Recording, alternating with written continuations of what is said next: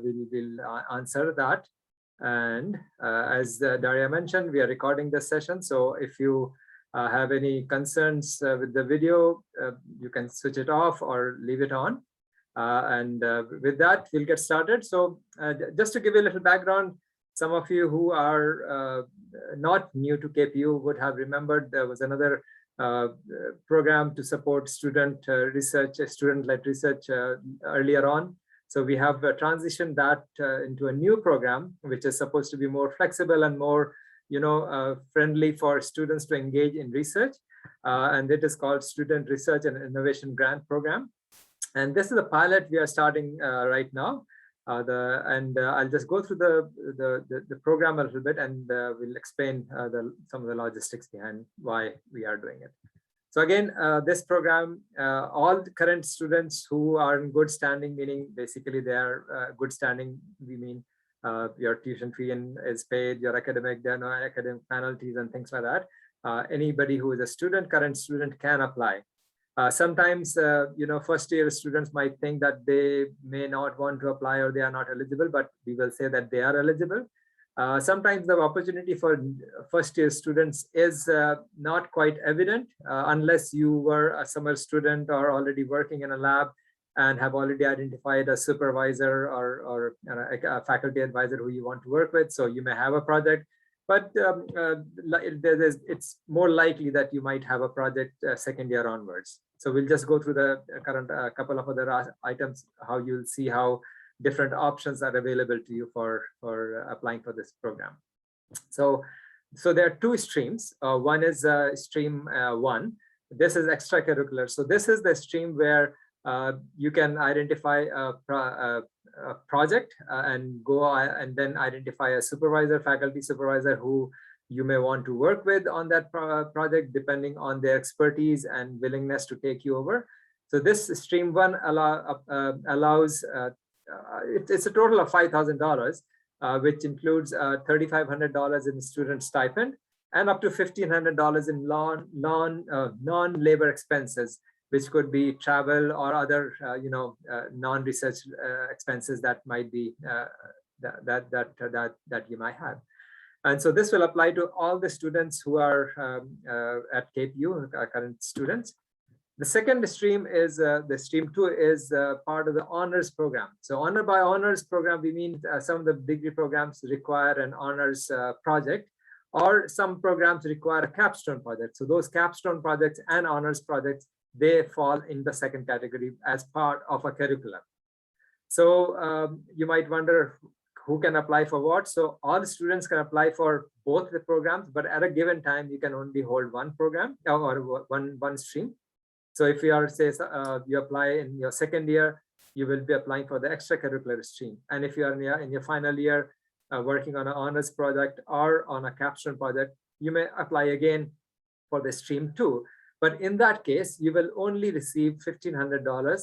There won't be any stipend available. There's only expenses or other monies available for non-labor expenses for travel and other research-related expenses. So some of the guiding principles. So the idea behind this is to enable students to engage in research, to do innovative research projects that could be of value to yourself or to the society at large, and may lead to some solutions which are addressing some societal problems or issues that might be there. So, and again, these can be in applied research, social sciences, wherever the idea may come from. It can apply to all fields of study that KPU offers. One criteria we do want to emphasize is that all the applications, all the projects should link to at least one UN Sustainable Development Goals, and the link to that is available on our website. I'll just share the link in a few minutes. The key to remember think is that you will be the applicant, but you have to work with a KPU faculty or KPU advisor. Because it is just that they have to hold the funds, and because of some of the financial requirements, you have to work with an advisor. But we also encourage you to identify an external industry partner who can come as a guide or an advisor alongside your faculty advisor. The advantages of having a faculty or other non-faculty advisor outside KPU is that sometimes those are industry folks who might be interested in some of the project that you are working, or they might have their own project that they want some student or KPU faculty to work on. So again, that creates a network for yourself for future employment or just gaining experience outside your regular study program. So we encourage students to identify external partners. And another advantage of having an external partner is that sometimes they bring some other resources to the table. They can be in-kind contributions that they may bring, meaning access to some of the facilities that they might have for research, or they might throw in some money for research. So again, it's always beneficial to have that. But something which is must is that you need to have a faculty advisor to go along with this application. The project idea, as I mentioned, could come from the student themselves, or it could come from a faculty advisor and they might recruit students, or it could come from other external partners who might be providing some co-funding or other type of support that that project might need. The applications for the program must be made by the student and will have to be endorsed by the faculty supervisor. And again, we have so if you're not familiar, we have a online research administration system called Romeo, through which the applications are made. And we will go through that. We'll show you a couple of slides about the process in a minute here. The successful completion of projects may entitle you to some digital badges. And Kathy, do you have an example of what a digital badge means to the students? Could you maybe speak for a second here?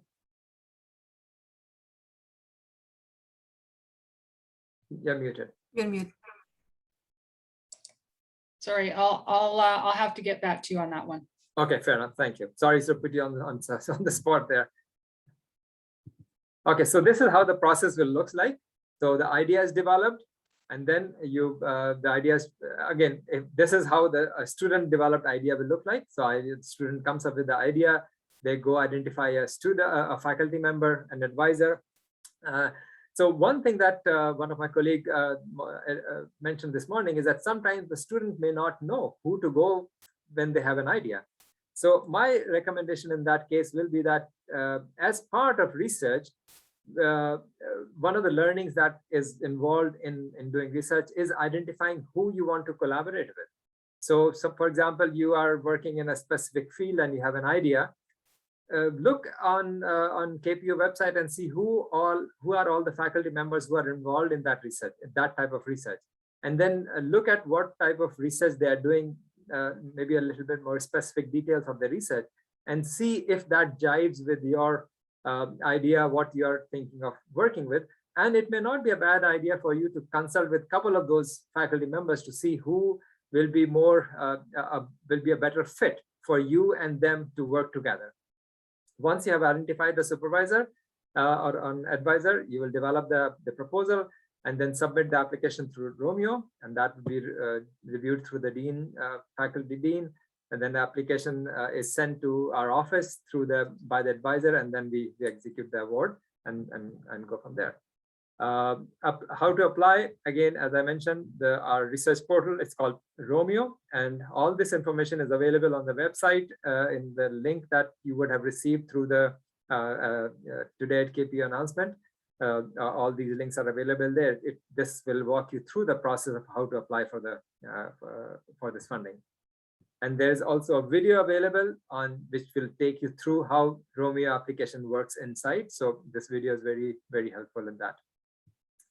And finally, all the details are also available through our website, so you can look at that. So the timelines, since this is a pilot project, we have identified December 1st as a deadline to submit projects, and these projects could be for this current fall 2021 fall session or spring 2022 session also. Keep in mind is that if you start a project in fall, it can continue over the spring term until March 31st. That's a fiscal and for the money that we have to spend the money within that fiscal year end. And so the projects can go into the next year, but they could very well start in this term, or they can start in the next term also. So for example, if you submit your application November 1st, we have a turnaround time of 2 weeks. And so we will get back to you within 2 weeks that your application is approved. And if it is approved, you can start as soon as possible if your advisor is available and other things line up, and you can start the project right away. We have a raised hand here. Somebody, Carla, you want to ask some question, Carla? I do. Thank you so much for doing this presentation. I really appreciate it. The question that I've got is, you just mentioned about the timeline for the funding. So Yes. it can, if you apply for it in the fall, you can move it over then into the spring term. Mm-hmm. What about those students who are doing something like an honors, and so Mm-hmm. their project is wrapping up at the end of the spring term, Yes. but now we're into a place where they could potentially apply to present that research at conferences that would happen either over the summer months or in the fall term? Yes. It's a little tricky because the money has to be spent by the end of the spring term. Mhm. Do I have that Yes. correct? Yes. Okay. So in that case, the answer to that is that we were aware that some things like this might happen. So what we suggest in that case is that the students or the advisor approach us and let us know that that is the case, and we will address those issues on a case-by-case basis. We didn't want to make a blanket statement that no, it cannot, it can be, you can all carry it forward on the summer months, but we want to address those issues on a case-by-case basis. And if you have a reasonable case that no, the money can, or other the expense has to be incurred, or the travel has to happen after March 31st, we'll be more than happy to look at that and work with you. Terrific. That's wonderful news. Thank you so much. Excellent. And are there two questions? Somebody else? No, not really. Okay. Okay, I'll move forward. Okay. So as I said, the decisions for the applications will be made within 2 weeks, and the student and the advisor will be informed accordingly as soon as we have a decision. With that, I end, and we are open to questions. And we have Kathy Farley online. She is our research services specialist. She's the one who monitors this email address here.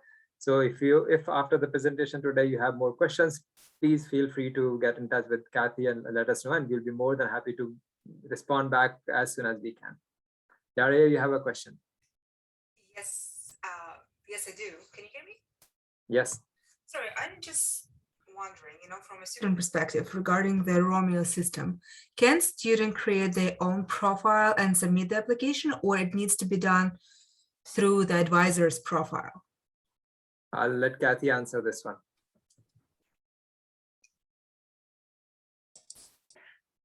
In answer to your question, it's actually yes. Either there's the two ways that it can be done. The advisor can be set up as the principal investigator and the student as the applicant within the Romeo application, and then it's the PI who submits. Now, it's also possible for, say, the student to be the PI temporarily in the Romeo application, and for them to add their faculty advisor, and then it can be submitted that way. And then when it gets to me, then I'll switch it around so that the advisor is the PI and the student is the applicant.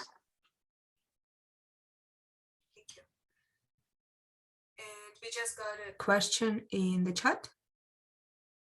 If you want to do 2 research ideas, would we be able to research 2 as long as we are under 1 grant? So as a co-applicants, I believe, is what Rachna means. So Rachna, can you maybe speak? Can we discuss that if you have your mic open?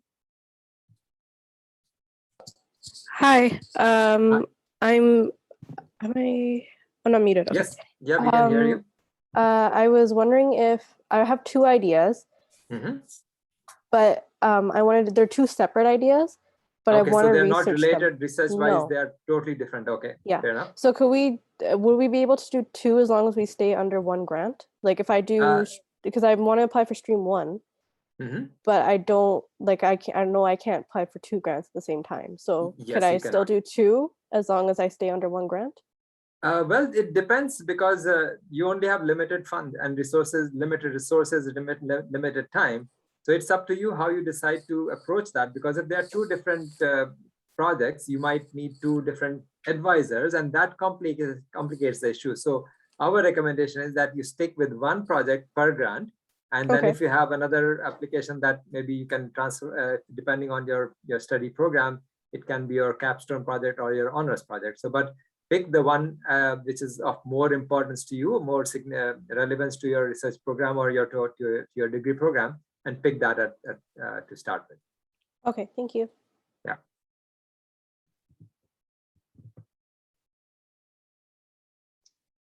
We have another question in the chat. So, Kathy, you want to answer this one? REB?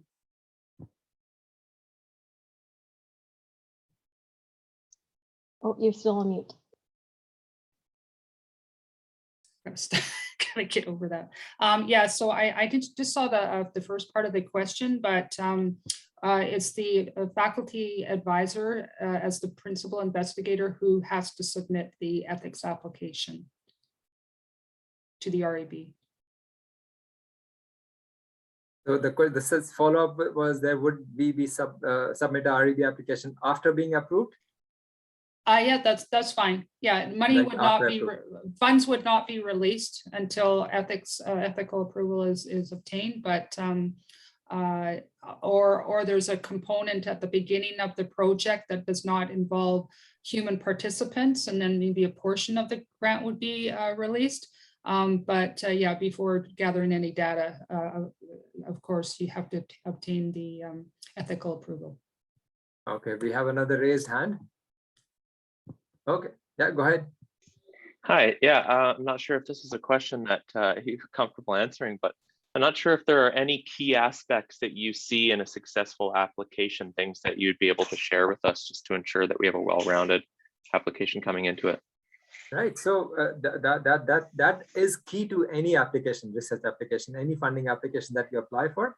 The key is that you have a very clearly identified objective and a clear plan to achieve that objective, and what is the outcome you're expecting. So, you know, it's a story.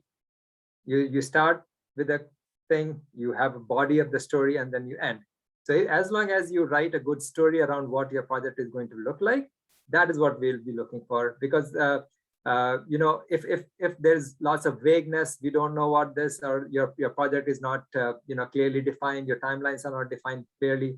So, and we see that, well, you have about 2 terms, 1.5 term to finish this, but the project you have identified looks like a 2-year project. That will not jive. So you have to look at all those things. So, you know, be reasonable, because you have a course load also and this project also. So be reasonable. We'll be looking at all those aspects, whether something is feasible within the time frame that you have presented. Hope that makes sense. That makes a lot of sense. Thank you. Wonderful. Any other questions? Feel free to open your mic and ask away.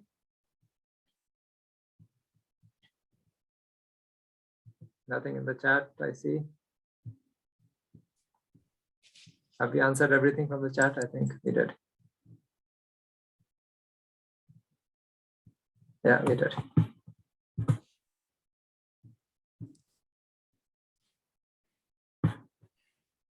Last and final call. No more questions. From my colleagues, is there anything that we should be saying that will be helpful for all the participants? Daria, you had a couple of things this morning. Did I address those? Yes, you did. Okay. Probably just one thing to mention is, if you have any questions, any ongoing questions, please feel free to reach out to us. You have the contact information on the screen right now. Yes, and our division will do our best to help. And we're compiling a Q&A that I believe that we're going to be putting out on our website, so that'll be a resource for everyone. Oh, there is something in the chat. Pasted it in the chat. Oh, okay. Thanks, Kathy. Thanks, Kathy. That's great. Thank you. You're welcome. Well, thank you very much, guys. Have a wonderful rest of the day, and feel free